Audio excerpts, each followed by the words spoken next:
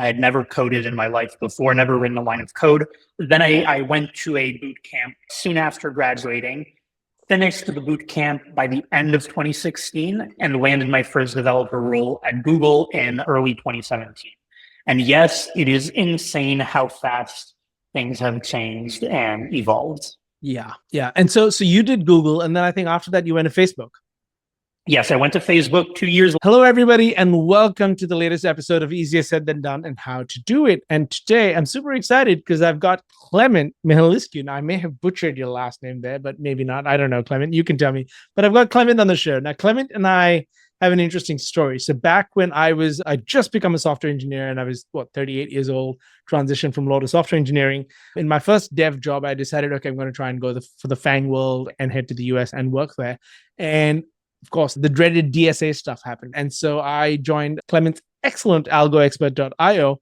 And that, I believe, helped me get into Google. And so I reached out to Clement and said, hey, man, you helped me get into Google. Welcome to Easier Said Than Done with me, Zubin Pratap, where I share with you the tens of thousands of dollars worth of self-development that I did on my journey from 37-year-old lawyer to professional software engineer. The goal of this podcast is to show you how to actually do those things that are easier said than done. And since then, Clement and I have been in touch about all the various things happening in development. So Clement, thank you and welcome. And thanks for taking the time out to be with me today. Hey, Zubin, thank you for the kind introduction. I remember vividly like 4 or 5 years ago when you contacted me about Algo Expert. By the way, if you want to use Algo Expert, check it out, algoexpert.io, promo code Clem, CLM for discount on the platform. Shameless plug as always. It's crazy how we've stayed in touch since then. I remember you were just like a happy customer. And since then, we've kind of just like bounced ideas off each other and stay in touch halfway across the world from each other. That's right. And then while a Chainlink also, because I'm still a Chainlink, we had also worked together on the blockchain expert program that you ran and stuff like that. So, we've done stuff both professionally and personally, and it's been a real pleasure, Clem, to see your evolution. So thank you for being on the show. And I think the reason I really thought it'd be valuable for my audience for us to have a chat today is there's been so much change, man. Like even 5 years ago when I reached out to you, right? That was before the entire LLM boom. That was before COVID. The world has changed a lot. And I guess a good place for us to start, Clement, is a little bit of a history. Now, when did you become a programmer? I seem to remember that you did math in college and then you did a bootcamp, right? Just give me a little bit of the timeline there. Yeah, so I did math in college, graduating in 2016. I had never coded in my life before, never written a line of code. Then I went to a boot camp soon after graduating, finished the boot camp by the end of 2016, and landed my first developer role at Google in early 2017. And yes, it is insane how fast things have changed and evolved. Yeah. And so you did Google, and then I think after that you went to Facebook. Yes, I went to Facebook 2 years later for just a short 2 months. And then I left Facebook to pursue Algo Expert full-time, which I had been working on while at Google and Facebook. So right. Algo Expert has kind of been a thing for like 7 or 8 years now. Fantastic. And what an incredibly successful product and service, because I found it tremendously valuable. What I really loved about Algo Expert is A, you were personally explaining things. B, the videos were very, very well broken down. And it didn't presume prior knowledge. You didn't make leaps and assumptions about what people needed to know. You broke down the reasoning, and it was both a sort of bottom-up and top-down approach to a given algorithm, which was super helpful. And then, of course, you improved the platform so much over the years by having the different levels and the ways you could time things and run it in multiple types of code. That was another thing. I think it was tremendously thoughtful of you to have the same algorithms and data structure problems in multiple languages, all tested, so that people could even read some of the tests and understand what sort of edge cases they needed to watch out for. So tremendous learning tool, truly ahead of its time. I mean, at that time, Lead Code was pretty much the only thing, and they hadn't got the videos. I think when you started out, they hadn't done any of the things you'd done. So you kind of changed the industry. So honestly, great job, man. And you're like in your early 20s. I'm seriously envious of your chutzpah. Really, really well done. Really well done. Appreciate it. So look, speaking of so much has changed, let's give people a bit of an overview, man. So 2016, you did the bootcamp. That was in the height of the bootcamp days, right? Like that was pretty much at the peak of when bootcamps were efficacious. So let's talk about some of the macro changes in the last decade, because it's pretty much almost 10 years ago now when you think about it. It's almost a decade ago. At a macro level, what are the big changes that stick out to you last decade versus this decade? Specifically in the context, sorry, I didn't complete the question, specifically in the context of what it is like to get into the industry. So not so much as a practitioner inside the industry, but the pathway in. Yeah, I think the main thing that has changed over the last decade, which is by the way crazy to say that it's almost a decade ago, but is that back in 2016, I wouldn't necessarily call that the peak of the bootcamp era. I would probably say the peak of the bootcamp era was like a couple of years later, or 3 years after. Back then, boot camps were kind of this niche thing that not necessarily everybody knew about. And it was almost this thing of like, there's this thing called coding boot camps where you can learn how to code. It was almost like, this secret weapon that you can go into. And some people were a little bit scared, like, is this risky? And then over the next few years into 2018, 2019, 2020, it became more and more adopted. And that was the heyday, I think, of like YouTubers. And here, I know that I was part of that, like my video, how I learned to code in 6 months and got it to Google, that got like 2 million views, so tons of people saw that. And now in 2024, I feel like coding boot camps, it's no longer a question of whether they are an appropriate tool to learn coding. Like, it is a given. It is one of the many paths you can take to learn to code. Now, is it easy to land a job right now? No. And there's a lot of complications we can talk about, but it's not necessarily because coding boot camps have gotten worse. It's more the industry has gotten tougher and, the sentiment has changed. But I think coding boot camps are now very well established because, they are one of 3 canonical paths you can take to learn to code alongside college and self-teaching. Yeah, absolutely. And so, you've mentioned something really interesting that you think it was a couple of years later that was the peak. And it's interesting you say that because in hindsight, I can see why that would also have been the case, because in 2019, I think 2018 is when I did join a boot camp. I left my family here. I borrowed $54,000 and went to San Francisco, and I quit at the end of my first week. And it was a top rated boot camp. Like, it's one that everyone's heard about. And I quit because I realized that personally in that particular scenario, none of them were really teaching me how to change career. They were just teaching me the literacy of the coding piece of it, right? And I was in my late 30s already. And I'm like, I'm not sure this is actually going to make me hireable yet. And I didn't have the time to spend in the US till I got hired, right? So for me, that I had to come back and I had to go through another route without being formally trained. So the interesting sort of observation I'd like to make on that, and a question asked for you is, has the industry matured to a point where hiring managers are looking for different things? Because I have seen that happen in other industries.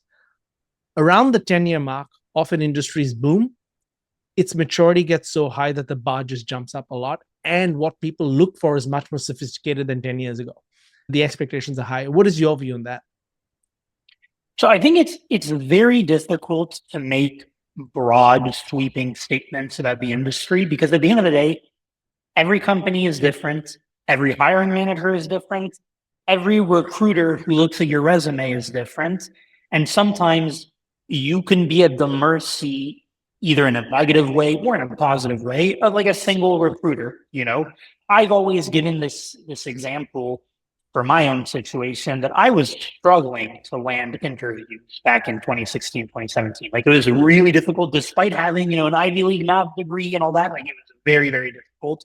Hi, if you want a no BS insight into how to change your career, whether to code or something else, and how to actually get job opportunities in tech, then please subscribe and like. It's no BS because I have zero incentive to mislead you. I just want to help you and give you tons of value so that you will consider working with me to get to your next career. Take a look at the description text below to learn more about the training I offer. But I do post content here regularly, and by subscribing and liking and hitting that notification bell, you will get to know when I post new industry insights for you. You'll also know within about 3 seconds if you want to learn more, but at least you won't miss out. Oh, and please follow me on LinkedIn too. I pretty much post there every single day. Just look for my name, Zubin Pratap. All right, so please like and subscribe to this channel, and let's get back to the episode. Like, it was really difficult despite having, an Ivy League math degree and all that. Like, it was very, very difficult. People think I had it easy. I did not have it easy. And I always asked my Google recruiter, why did you give me a shot? Because so many other companies just like ignored me. And he just said, I saw that you had a math degree. I saw that you had a coding boot camp, and I thought this person, has a good shot at passing the interviews. So all that to say, it's hard to make broad, sweeping generalizations. That being said, I think that in this day and age, because the market has tightened, there's way less nonchalance in the hiring. Like, it's not like, oh yeah, we're going to hire 50 engineers and pay them 300K a year to do nothing. It's no longer like that. I think that companies have a higher bar, and unfortunately, they rely on certain sort of safe metrics, like, oh, does this person have experience? So it's much tougher if you don't have experience. Absolutely. And then you'll see some companies who will put things like their requirements online, like, oh, you need to know JavaScript, C++, Solidity, and like a billion other languages. Those I don't know that I necessarily take as seriously as some people do, because I think it's just they're putting keywords, they're trying to come across as like Right. fancy and all that. But at the end of the day, it's like you're going to need to know software engineer. You're going to need to know how to code. And I think you're going to need to have like a lot of tenacity and sort of, maverickness in the hiring process if you want to be successful. And I think that's the second bit that people tend to not remember, is that it's not enough to just learn to code. You need to attack the industry. As you said, you knew how to code and you still had a tough time getting interviews. And the first one's always the hardest, but that's true of everything. The first time you learn to drive, the first house you buy, it's always the hardest. The first business you start, always the hardest, right? The first job you get in a new industry is always the hardest. Would you say that the bar is not higher than it was 10 years ago from the recruiter side or from the hiring manager side? Or would you say that the bar has increased along with the industry's evolution? It's stuff like, I don't know that it's necessarily the bar that has increased. I think it's more like there are fewer positions available than at certain other times in history, namely the 2016 to 2020 era. And there is more competition because there's an influx of developers, whether brand new, who drank the Kool-Aid of like, I'm going to learn computer science and land a high-paying job, or people who got laid off, unfortunately. And so that increased competition and the fewer positions makes it tougher to get a job. And if you want to label that as a higher hiring bar, perhaps, but I don't know that that's necessarily the most appropriate thing to say. And then, of course, you sprinkle into the mix AI, which makes things more difficult. Like, a lot of companies probably now expect you to know how to leverage AI tools. They may or may not test you on that in interviews, but that's certainly going to be a factor. That's why I recommend that definitely people should definitely, become comfortable with AI tools and leverage them. But yeah, it's definitely a harder market. It is a harder market. And again, it's something I noticed previously in my previous careers, including in the law. I think you're absolutely right in that the numbers work a certain way, which is just economics. There's a demand and supply asymmetry that happens, right? But that also changes behaviors in that in a buyer's, or rather, in the buyer's market, because in this case, hiring managers are buyers of services. In a buyer's market where there's lots of people putting their hands up saying, I'd like to go for this role, they need better filters. And that drives different behavior changes in terms of how you filter out. Because if you're now getting 10,000 applications instead of 5,000, which is a wild exaggeration. It's usually more like 1,000 instead of 300. That's actually closer to the real numbers. If you're now getting 3 times the number of applications you did 10 years ago, you're going to have a better filter.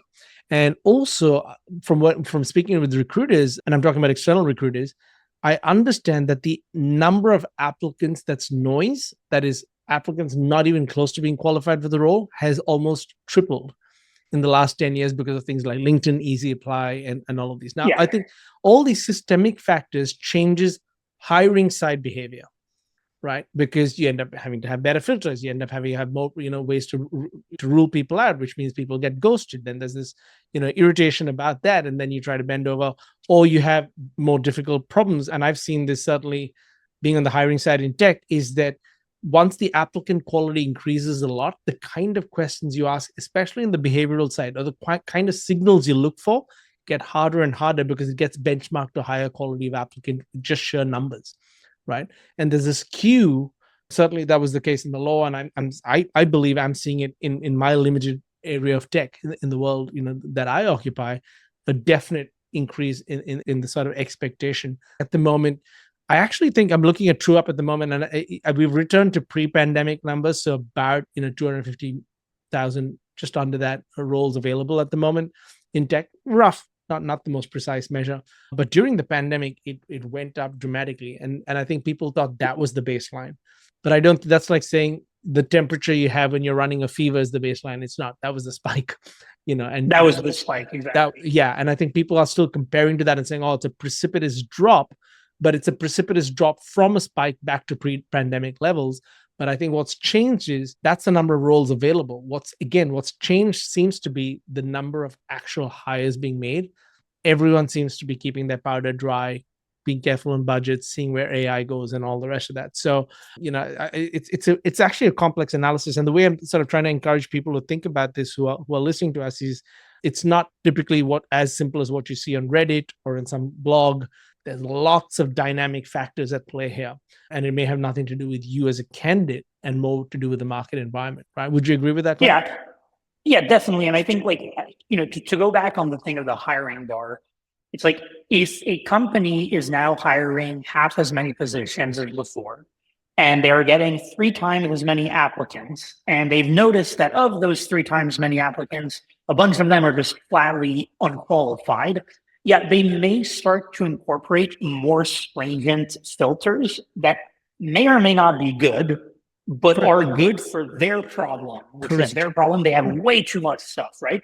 So as an extreme example, they might start to say, okay, we will literally disqualify anybody who does not have a CS degree from Harvard. I'm just giving an example, right? Yes. And that's rough. That's brutal. And, but it's like, it could be a thing. Now, of course, not every company will be like this company. Perhaps 20% of them, or 50, 80% of them. But there will be some companies that are not like that. Correct. And so unfortunately, or fortunately, depending on how you view it, it comes back to it is still a numbers game. Just like in 2016, it was a numbers game. It is still a numbers game. And so as an applicant, you must be able to be resilient, emotionally and all that. Understand that it's a numbers game with a little bit of actual personal things that you can do. That's what I mean when I say you have to be a bit of a maverick in your application. Yeah. For example, maybe you want a position at a company that you really believe you would be good, and you have to contact somebody at that company and try to get that sort of that sort of sneaky entrance. Yeah.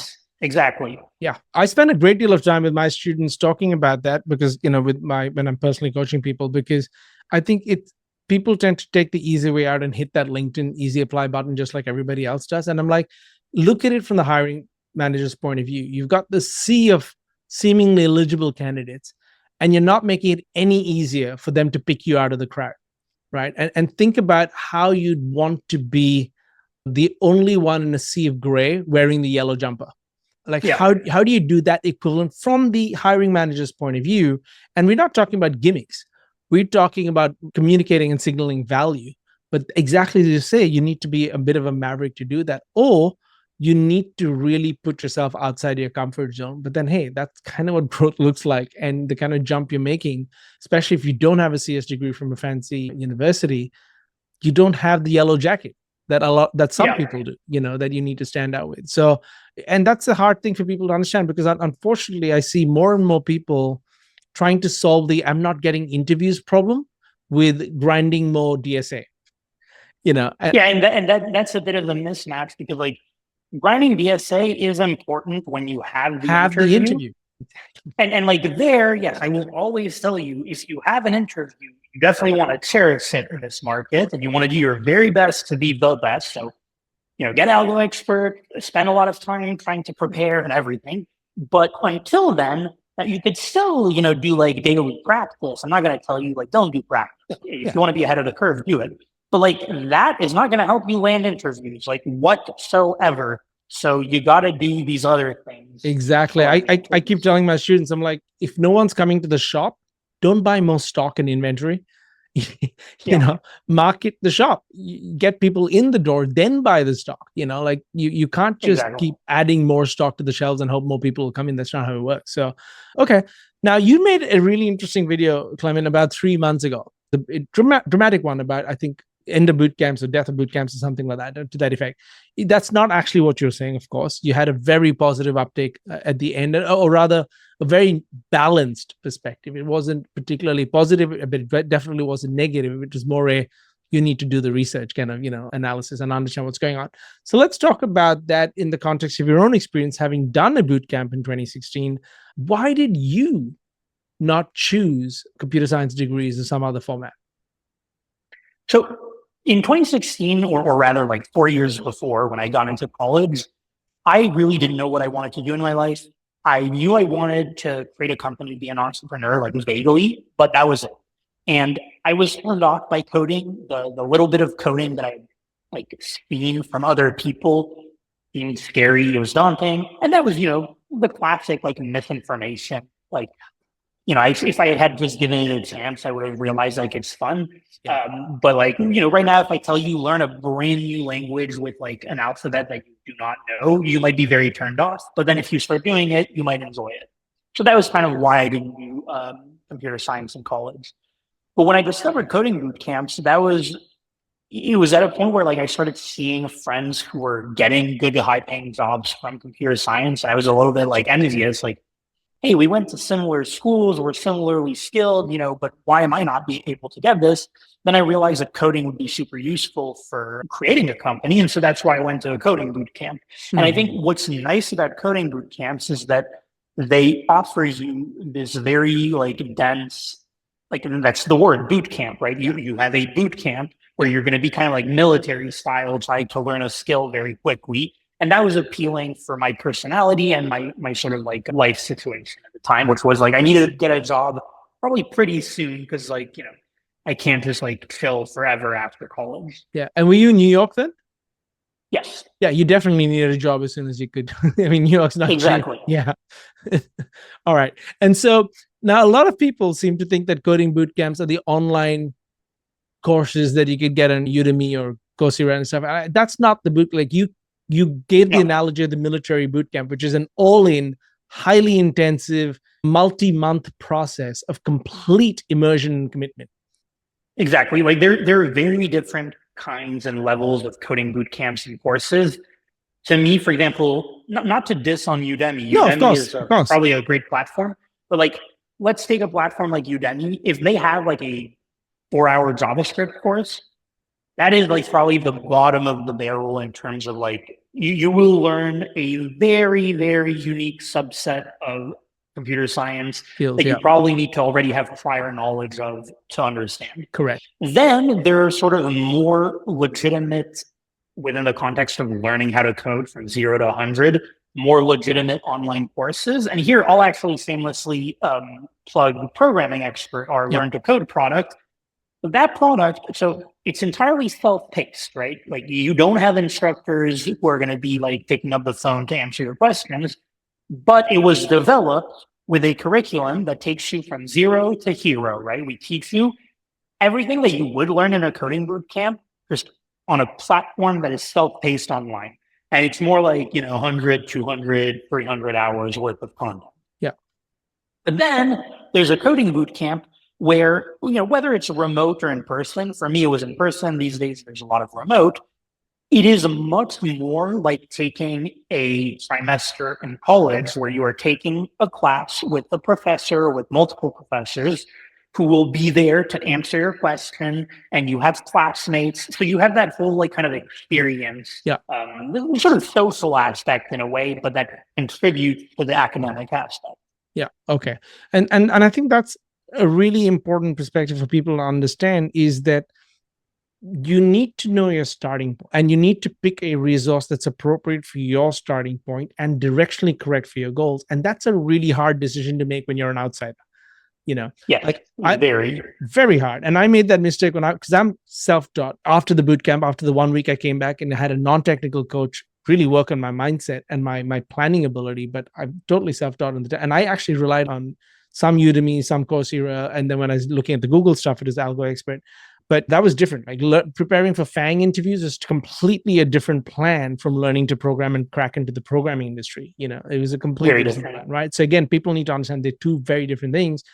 But on the self-taught route, I fell into so many mistakes. And this is what I help my students do, is I help them avoid the mistakes and the pitfalls, because that's kind of what the correct path is avoiding all the wrong paths.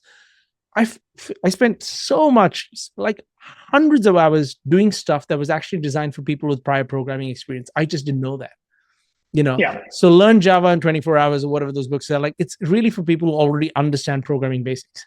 It's about learning a second language. They're not going to say that on the title, but it's really those kind of resources about learning a new language when you've already learned programming generally. Exactly. And then just to go back to like the way I framed it, that's what I meant by like Udemy courses, for the most part, to me, feel like they're appropriate for someone who already knows programming. They're just picking up a new skill within programming. Then, for example, something like Programming Expert, the product that we created, to me, like if you take Programming Expert as your only thing to learn coding, you will be self-taught. That is what I consider self-taught, because it's self-paced. Absolutely. And I would recommend Programming Expert to people who fall under two categories. One, they really cannot spend the money that a bootcamp costs, which is like, $10,000 to $20,000 or more. Programming Expert is more like $50 to $100, right? So very different cost perspective. Or I would recommend it to people who feel very confident in their ability, or perhaps who have like a technical mentor. Like imagine I were somebody's older brother. Yes, I could tell them, just do Programming Expert. Like, trust me, it's a good product. And I can kind of like, I can kind of clarify the sort of scary thoughts that you have. Yeah. But if you're alone, which is a lot of people, right? And you have this daunting thing of like, can I actually learn to code? Like, can I actually learn to code and get a job? Like, is this a real thing? Yeah. That's where a bootcamp is very helpful, because it gives you that structure and that sort of assurance of like, this is a tool. Like, we're teaching you this. 100%, man. And I think people could also step back and take a macro view. Like, we already know this indirectly, right? But you and I, okay, you did math in college, I did not. But you and I speak the same English language. You and I know the same geometric formula for the area of a circle, and so on and so forth. And we understand whether it's Euclidean geometry or something else, or even the basics of economics, right? We had different textbooks, different professors, different countries, different schools, but we know the same principles, right? It's because the content actually is the same. The delivery mechanism may be very different, and each person needs to find their own delivery mechanism. But where people tend to fall down is accountability, structure, consistency, and direction, right? Yeah. The content is pretty much like you write the same line of Python, I write the same line of Python, it's the same thing. It's exactly the same thing. It's going to end up doing the same thing. Whereas two different people walking into the same interview are going to get different results, because life is not that deterministic, right? And I think that's the missing piece, is whether it's a bootcamp or something else, is figuring out how do you go from having the skills to having the job. And what most people don't realize is, I mean, I've set it out in a chart as 7 steps, but there are 4 steps after you learn to code, including how do you get interviews? How do you do well in those different types of interviews? How do you choose the right offer that's directionally correct for your goals? Because not all coding jobs are the same. I've had people get stuck in QA roles wanting to then get stuck out of it, or get stuck in data science roles, and actually what they wanted to do is more programming, and things like that. And so all these other choices that need to be made are really hard if you don't have the map, or you don't have a guide. Like you said, someone's older brother, sort of guiding you. Those decisions are very difficult ones, because they lead you in a different direction. Every decision is a fork, and you could go down a completely different branch of the tree than you wanted to. And that's scary for people, as it should be. And I think that's where people really find it hard. Like, I wouldn't try to reverse engineer how to bake bread, even though I know what the ingredients are. I would look at a recipe. I will get help. And that's how I encourage people to think about it. Is it's not just about having the ingredients in your cupboard, which is I know some Python and JavaScript or React, or I know whatever it is. It's about how do you put it together to bake the bread, which is getting and that's where it's really helpful to have either some sort of mentor, or to at least like basically look at videos like this one, this podcast, which hopefully will reach people and like provide them with this knowledge that they might not already have. Because that helps give them that sort of map. 100%. And that's why, I think I love all the Algo Expert products and Programming Expert. I've not used it directly because I was already a programmer by the time you launched that. But it sounds like the kind of thing for people who have really great personal discipline and focus, who can absolutely self-execute on it. And shameless plug on my side, what I do with the Inner Circle program is pretty much the same. Ultimately, the content's the content. We produce or pick the right content for the person and their goal. We spend a lot of time, we spend weeks, not joking, weeks, just baselining the person, not just the technical skill. How much time do you have in a day? Because most of my students are married with kids or working in their 30s. There's a serious opportunity cost to that time. How much time do you have? How consistently can you do this? What are the things that break your discipline? What are the things that are likely to trip you up? Because at the end of the day, there's no point giving someone a map if they think the road is smooth and it's not. It's the potholes that are going to break your axle. And you have to know these potholes, these risk factors, and then work around them consistently and have someone unblock you. And then once you've learned to code, how do you get the attention of recruiters? Very hard to do. And it depends on the individual. Some people are not very good at reaching out. Some people are very good at it. Some people don't know how to communicate with engineers, and communicating with engineers is a little bit from communicating with other people. So it's a hard problem to solve. Would you say, based on your video, because I've watched it and I'll link to it, because I think it's a very important video for people to get a really balanced perspective, which you're good at, Clement. But what, if you had to summarize it, what are the challenges that the bootcamp model is facing going forward that you felt is resulting in the shutdowns and being absorbed by universities and other things, these changes, compared to 10 years ago? What are the challenges now that they're facing?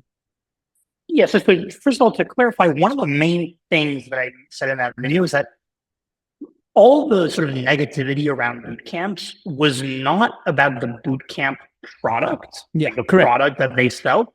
Like the product that they sell is still very good. Of course, there's some bad boot camps, just as like there's some bad apples, Yeah.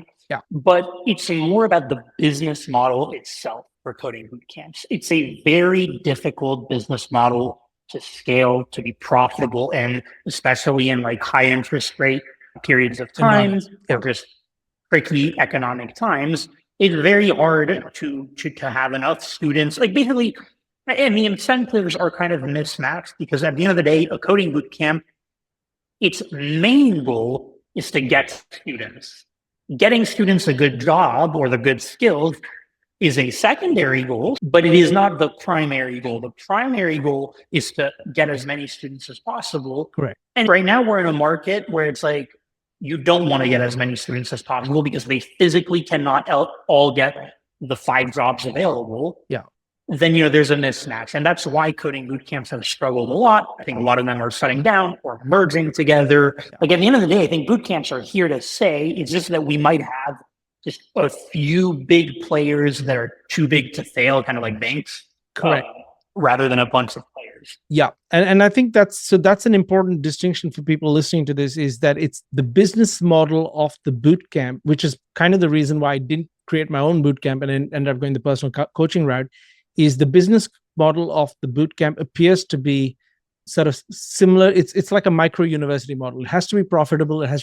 And like colleges, like I went to a couple of really good colleges for my law and my MBA. There's never an outcome guarantee about the job, ever, that I've seen. No. Right? And that's what makes me nervous about the bootcamp thing, is that they have these strange job guarantees. And I'm like, I don't see how that works in a truly free market. Like, how could that? And some of them did that, or with these sort of weird stipulations of like income share agreement, like you only pay if you get a job and all that. But then it's like, then you realize that, okay, so their business model starts to morph into like a lending model. They're finance, like exactly. A lender, right? They're financing. And now we understand why the business model is not all sunshines and rainbows, because they're not just an educational company. They're also like a bank, or like a financial company. Which means it affects people's credit score in the US, right? Because I think credit scores are very different around the world. But I think in the US, it's a tough credit score system that you have in the US. These semi-lending models affect a student's credit score, right? Wouldn't they? I have no idea. I think I'm not sure if an income share agreement is appears on your credit report, but certainly other things, like if you take actual debt to get into a coding boot camp, then yes. Yeah, which is fair. I mean, ultimately, an income sharing or deferred payment is debt. It's just, it may not be called it, but it's debt. It's a legal obligation to pay back. So it's a debt, Yeah. So and that's interesting. So I thought very carefully about launching my own bootcamp model when I was wanting to sort of teach people how to switch careers to engineering. And the reason I didn't do that is because I felt my incentives would then misalign with the students. And so I went the opposite way of saying, I don't really want to grow huge. I just want to grow enough to serve the few people, to get really good results for a few people, and that's enough for me personally. Like, I don't need to make this an industry. I just want to make this self-sustaining. And so I've chosen a very different model, which doesn't require me to grow beyond a point. I just need to have a consistent set of students, and I only work with 10, 12, 15, depending on the mix of students, for a full year. That's not a lot of people for a full year, so that I can give them the attention they need. And to hack on this or hammer on this point of like the bad business model of boot camps, you see, you just nailed it. Like, you have the ability to grow as much as you want, as little or as much as you want, which means, and you're not like in debt to investors or things like that. So overall, you can actually serve your students. Whereas a coding boot camp that might have raised millions of dollars from venture capitalists, what is the VC model? The VC model is you gotta grow to get a return. Otherwise, you're just losing money. Yeah. And how do you grow? By getting more and more students. But when you're now in a market where there's so much competition and so few jobs, it's a tricky model. Even though the product itself is still very good, and I would still recommend it. Absolutely. No, and the products have always, ultimately, learning to code as a product is not the hardest part of it. Like, that's an easy enough thing to put together. But the lack of incentive alignment does worry me, because parents of children will send their kids to a school where the teacher to student ratio is favorable. Fewer students per teacher. But the bootcamp model, it's around scale. Then it's about maximizing that student to teacher ratio so that they can make the returns on their investment for their investors. And that's kind of the opposite model from what a parent would want for their child. Yeah. So there's a natural tension in those incentives, which I think will be interesting, especially the way AI is coming through and what actual keystrokes mean in the job now. It's different from what it was 10 years ago. Writing code is, I'd argue, not the most important part of the job anymore. It probably never was. So last question for you before I let you go, man, because this has been a really interesting conversation, and this is a tricky one. So assuming Clement had all the knowledge and insight and experience of today, 2024, but was back in 2016 and wanted to get into the industry, what would you do? So if I'd be back in 2016. Yeah, but you just happened to I had the knowledge. Yeah, somebody just Matrix style downloaded the knowledge of an experience into your head 9 years in advance. Yeah, honestly, I would do what I did. I would do exactly what I did. And of course, maybe I would take a right foot forward, like the one day that I fell into a puddle. You get what I mean? Like that, I don't know, the nitty gritty. But at a macro point of view, I would do what I did for two reasons. Sorry, go on. Yeah, go on with the reasons. Yeah.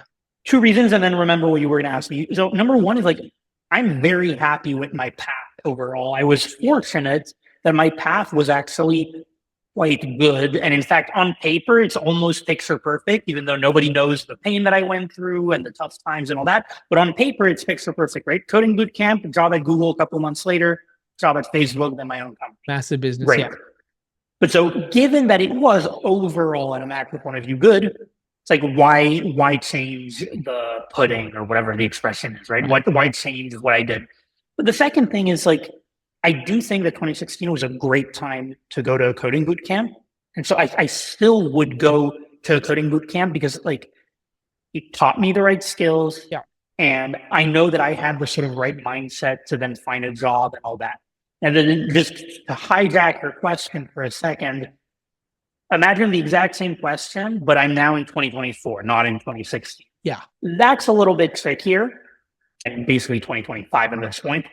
That's a little bit trickier. I still think I would do the same thing. I still think I would attend a coding bootcamp because at the end of the day, like we just talked about, I still believe in learning to code, and I still believe that learning to code is important. Now it has different flavors today, right? Now today's like you got to also learn AI tools.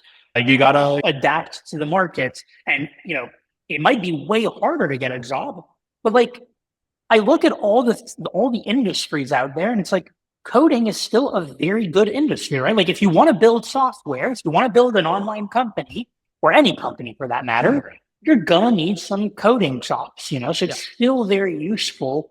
And I think it's kind of asinine to claim that it isn't. Like that's why, even though I'm not trying to be just all sunshines and rainbows, like there are some scary parts of the industry right now.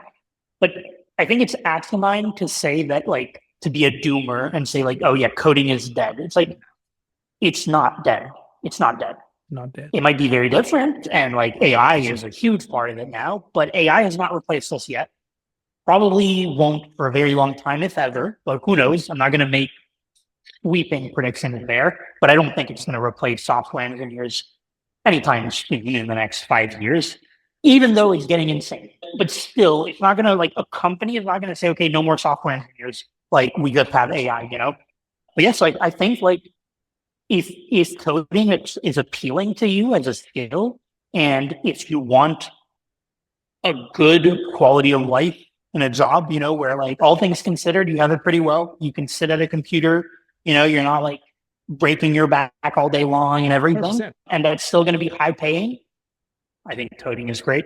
100%. And I think also people who worry about the AI taking over software engineering, I feel it's based on a fundamental misunderstanding of what software engineering is, because it's really not about writing the lines and lines of code and solving the DSA. It's about designing products and the decisions and the trade-offs and making them commercially valuable and understanding what to fix and prioritize and focus on. And that I'm not sure the AI will do, because those are human-centered design decisions that then get translated into lines of code. So I think, and that's why that brings me on like two final points about AI. Fully agree with you. Even though it is incredibly impressive that an AI is so good at, let's say, algorithm-style competitive questions, and I wouldn't be surprised if an AI can do all the problems on Algo Expert, you know, like the best human can. But those are much more standardizable things, right? They're not, like you said, human-centered design and all that.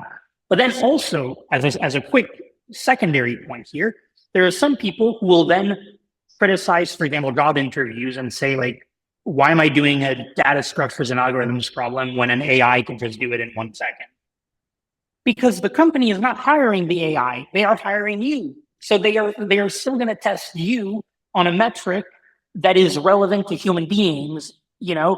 100%. It's like, yes, AIs can destroy the best players in chess in the world, but we still watch humans compete in chess because it's still super impressive for a human, you know? Absolutely. And also when companies are using DSAs, I mean, my experience at Google was I almost never used the DSA stuff once I was on the inside. It was the filtering process, right? Not the job. It's a different thing. Yeah. It's a filtering process, but not necessarily part of the job. It could be. And yeah, the AI stuff is fantastic. It's a wonderful tool. It's a jetpack. It makes me so much faster. It reduces my research. It takes away a ton of friction. But ultimately, I have to decide what the AI needs to write. And most of the work was always that anyway, or the important part of the work was always deciding what to write. The actual writing was not the hard part, was not the important part. It was the frustrating part. It was not the important part. And when you were building Algo Expert, it wasn't the lines of code that mattered at the end of the day. It was, what features do I want shown on the screen? What behaviors do I want out of the system? That's the stuff that you need to be a human being to understand what other human beings truly want in that sense, you know, and respond to that feedback. So again, I'm with you. I'm not too worried. I truly believe learning to code is a commodity aspect of the equation, like, because it's the same thing for everybody.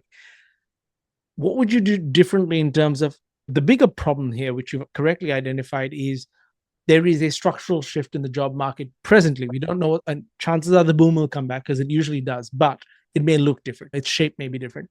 Right now, let's say you had the coding knowledge as well, but you're trying to approach the market. It was your first time. You're trying to break into this new industry. Would you do anything different from what you did from 2016? I probably would put more effort into doing things that are indeed out of my comfort zone, like reaching out to more people, you know, the classic like networking, even though that word kind of is annoying, like networking. Ugly word, yeah. Unironically, like going to events, meetups, trying to have a sort of like social circle, contacting people on Twitter, on LinkedIn, you know, on online platforms. And yeah, I didn't do that much, if at all, back then because I didn't like it. And so I was much more like, okay, I'm going to just bang my head against the wall as much as possible until something works. Yeah. But it may be trickier to do right now. Yeah. And like you said, it is a bit of a numbers game and you need to stand out a little bit. And you would have seen this at Algo Expert too, is people come expecting the product to solve every problem and to deliver the outcome neatly in a bow-tied package. What do you say to people who just think, like, I'm sure that people who come to Algo Expert and say, if I just do the DSA stuff, I'll get the job. That's not how the real world works. So what would your advice be to those people? Well, I mean, at the end of the day, like you just said, it's like nothing is a magic pill. Nothing is a magic pill. Nothing is a magic book.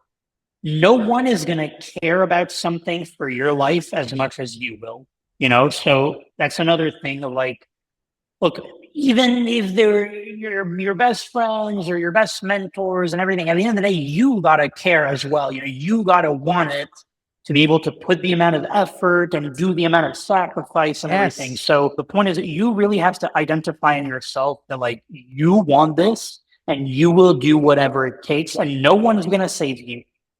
No one's going to save you. No one's going to save you. Those are exactly the words I use with my students because 100% of my students will learn to code, because I sort of, there's not too many of them that I work with at a time. They'll all learn to code, but not all of them will end up actually doing the things necessary to get hired. No, exactly. And I keep telling them, I'm like, you have the skill, you just don't want it badly enough. Do the things to be the cause for the effect you're trying to produce. You've got to be the cause, right? And that come to Jesus conversation that I invariably end up having with about 30% of them or whatever, you can see the light come on and you're like, okay, so I have what it takes. I just need to now go out and get it. And like, there's an unavoidable amount of effort involved in that, and it's not going to just land in your lap, especially not in this market, right? And people are still finding jobs in this market, so it's possible. Now, how does it become possible for you? That's the question, and that's effort, exactly right. So, look, man. And sorry, because there's a final thing. Don't make yourself out to be a victim, even though you might have you might be in objectively worse conditions than I was in 2016. Like, no one's going to save you. Like, it's like you can't, unless you can find a time machine and go back to 2016 where you can be in those favorable conditions. So like, I understand, but like lamenting is only fruitful to the extent that it's like a cathartic experience, right. But otherwise like lamenting will not get you anywhere. No, it has zero productive value. And in a strange way, it is fair in its own way, in the sense that everyone's in the same boat now. Right. It's not like some people have the advantages from 2016 in 2024, 2025. They don't. Everybody has the same situation. And I can tell you, Clement, it's not just coding. I know because the NASDAQ and the world's largest companies are tech dominated, we hear about it in tech. I can tell you it's worse outside of tech, like the logistics and banking. Sure. It's horrible out there. So it's not a tech thing. This is a global condition at the moment, and things will probably pick up. But it's also a great moment. I've always found that the downturns are a great time to prepare for the next boom run, because there will be, right? So polish that surfboard, wax it, get in shape, and then wait for that wave and be prepared for when it comes. Don't sit here lamenting and playing the victim card, as you say, right? Like, that's the only way to do it. What do you think? That surf analogy is a great one to end on. Great, man. I'm glad you like it. Look, dude, thank you so much for your time. As always, I really enjoy chatting with you, and the perspectives you bring such a rigor of thought, Clement, to things, and such a sensitive analysis. Like, it's a very thoughtful, finely tuned analysis of things with a lot of personal story. And I like the way you threw in there that everyone thinks it's a picture perfect outcome. That's what it looks like on paper, but no one knows the actual pain and struggle. And I can promise all you listeners out there, it's true of every one of us. Like, those of us who you think, oh, they've got a picture, you're seeing the tip of the iceberg. You're not seeing what happened on the dark nights, the 3 a.m.s, the crying on the couch moments. You're not seeing any of that. You're just seeing the highlight reel, and don't think that that's the whole story. So thank you, Clement, for your honesty, for the incredible amount of work you've done on the Algo Expert platform. Guys, please go and check it out. What's the code again, Clement? Clement Mihailescu for discount on the platform. There you go. So that's the code. Get the discount. Go and check it out. Whether you're learning to program something else, go and check it out. There's a ton of stuff in there for you. Follow Clement on YouTube and on LinkedIn. Clement posts infrequently, but it's such high quality stuff. Like I save almost every post that Clement puts out on LinkedIn because it's a reminder of the reality of things, not just the fantasy of things. So follow this guy. He will change your life if you let him. And thanks again, Clement, for taking the time to be on the show. Appreciate the kind words there, Zubin. Really appreciate it. Awesome, man. Do it. Just subscribe. You know you got to do it.